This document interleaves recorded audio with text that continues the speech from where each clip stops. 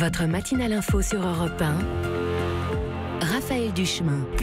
7h46 chaque matin, deux éditorialistes sont face à face dans le studio d'Europe 1. Bonjour Hélène Jouan. Bonjour. Chef du service politique d'Europe 1. Face à vous, il y a Jean-Sébastien Ferjou. Bonjour. Bonjour. Directeur du site atlantico.fr. Marlène Schiappa qui interroge Claire Chazal, alors qu'on est, c'est vrai, plutôt habitué à ce que ce soit la journaliste qui pose les questions, mais aussi Nathalie Loiseau, secrétaire d'État en charge des affaires européennes, sur scène au théâtre pour défendre l'Europe.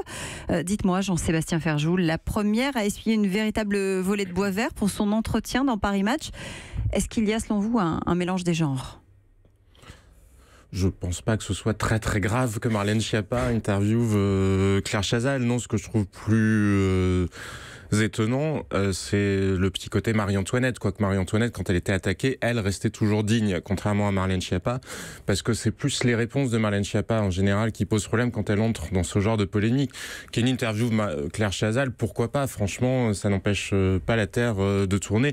En revanche, qu'ensuite elle essaie de nous faire croire que ça c'est un engagement pour la cause des femmes, je pense qu'il y a quand même des limites. Alors peut-être Claire Chazal est-elle une icône féministe ? Je ne sais pas. Peut-être Claire Chazal a-t-elle beaucoup d'amis homosexuels et donc ça en ferait un engagement pour la lutte contre les droits des homosexuels. Mais je trouve que la justification du cabinet de Marlène Schiappa pour dire mais si elle s'empare des sujets qui sont au cœur de son ministère est quand même parfaitement ridicule, alors que la polémique, elle-même l'est. Il y a parfois où le silence est quand même plus digne. Hélène, on se tait. Pour elle.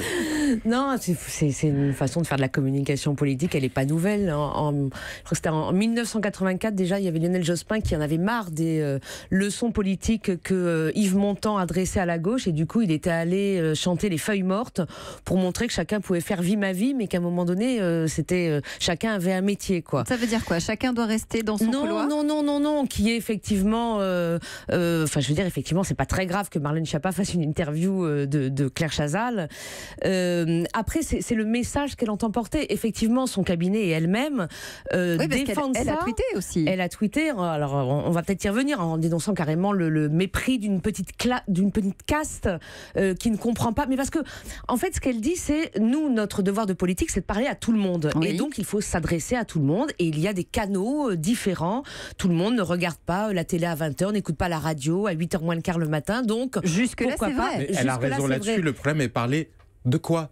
C'est ce que j'essayais d'évoquer. Est-ce que parler de Claire Chazal réellement est un combat politique ? Il me semble qu'en France, si on veut saisir de l'égalité femmes-hommes, pour le dire dans le sens de l'intitulé du secrétariat d'État de Marlène Schiappa, il y a quand même d'autres sujets prioritaires. Donc encore une fois, que Marlène Schiappa fasse ça, ça n'a aucune espèce d'importance. Je pense en plus que elle qui dénonce la petite caste s'émeut de quelques tweets. Elle n'a pas l'air de comprendre que les réseaux sociaux, ça n'est pas la France. Pour le coup, s'il y a quelque chose qui est, je n'aime pas le mot petite caste, mais enfin, en tout cas pas représentatif de l'ensemble des Français, c'est ça, donc elle tombe à plein là-dedans. Qu'elle utilise son ministère et qu'elle soit, ce qu'elle sait d'ailleurs plutôt bien faire par ailleurs, il y a sur ces sujets-là une part de combat idéologique qui doit se porter finalement en mettant les idées partout, mais elle le fait souvent dériver, comme elle avait fait à la Alpajol, comme elle l'a fait dans l'affaire Alexia Daval. Voilà, le problème c'est que Marlène Schiappa maîtrise peu son action. C'est pas en soi la méthode qui pose problème, c'est peut-être plus elle. Mais il y a eu des tweets pour dire ça n'est pas à la hauteur d'une secrétaire d'État. C'est ça manifestement qui dérange aussi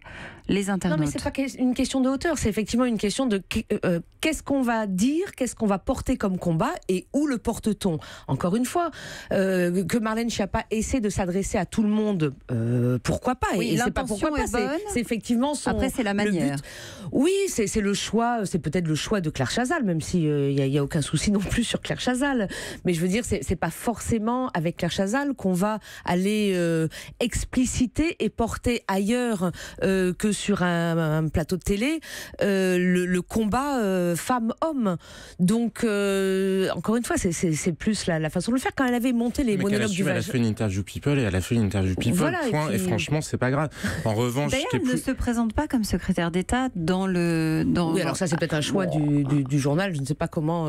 Mais après, c'est difficile d'aller défendre, d'aller dire c'est un choix. De toute façon, au-delà de Marlène Schiappa, on est en plein dans la gadgetisation de la vie politique. Pour aller sur un autre sujet, puisque hier soir, le Moras a été pas encore. L'Assemblée nationale a voté la suppression du Moras. race. Mais c'est comme si on supprimait le mot race et ça allait supprimer le racisme. Et dans ce compte, à ce compte-là, Marlène Schiappa aurait dû demander qu'on supprime le mot sexe pour que ça supprime le sexisme. Non, mais ce que je veux dire, oui, mais c'est de la gadgetisation parce que les vrais combats ne sont pas menés. Il y a des tas de choses à faire, et notamment dans le ministère de Madame Schiappa, plutôt que d'aller essayer de légiférer sur le harcèlement de rue, dont on sait parfaitement que ça sera extrêmement difficile à faire respecter, même si c'est évidemment un combat à porter. Il serait plus utile de former les policiers à recevoir les femmes ou d'ailleurs les hommes qui viennent se plaindre d'agressions sexuelles, parce qu'on sait très bien que justement en l'état ils sont mal reçus. Le ministère de l'Intérieur dit, mais ce que je veux vous dire, c'est que voilà, on est dans des combats de symboles, dans des combats sur les mots, et que oui, parfois certains combats doivent se mener par des espèces de guerres culturelles, mais pas que. Quand même, il faut savoir se préoccuper de combats réels. Est-ce que nous, Français, finalement, pardon de la poser comme ça, on n'est pas en train aussi de refuser une certaine forme de modernité? Non, mais ça, c'est pas de la modernité, parce qu'encore une fois, c'est pas du tout disruptif de faire ça, de dire qu'il faut s'adresser à tout le monde. Quand Emmanuel Macron, entre les deux tours de la présidentielle, notamment, répond à Cyril Hanouna dans l'émission Touche pas à mon poste, on lui tombe un peu dessus. C'est pas idiot, parce que ce qu'il dit à la jeunesse à ce moment-là, c'est quand même la jeunesse, une partie de la jeunesse qui regarde cette émission télé. Oui. Il dit, j'en profite pour vous dire qu'il faut aller voter parce que votre avenir vous appartient, et si vous ne le faites pas. Là, il y a un message politique. Alors, on peut se gausser du canal qu'il emprunte pour le faire passer, mais après tout, si ça marche, tant mieux, si ça mobilise les gens. Là, encore une fois, on en revient au fond. Oui. Qu'est-ce qu'elle va défendre et qu'est-ce qu'elle va porter effectivement comme combat culturel quand elle fait l'interview de Claire Chazal. Bon, après, elle s'est fait plaisir en faisant l'interview de Claire Chazal. Encore une fois, je suis pas sûre que ce soit dramatique. Europe 1.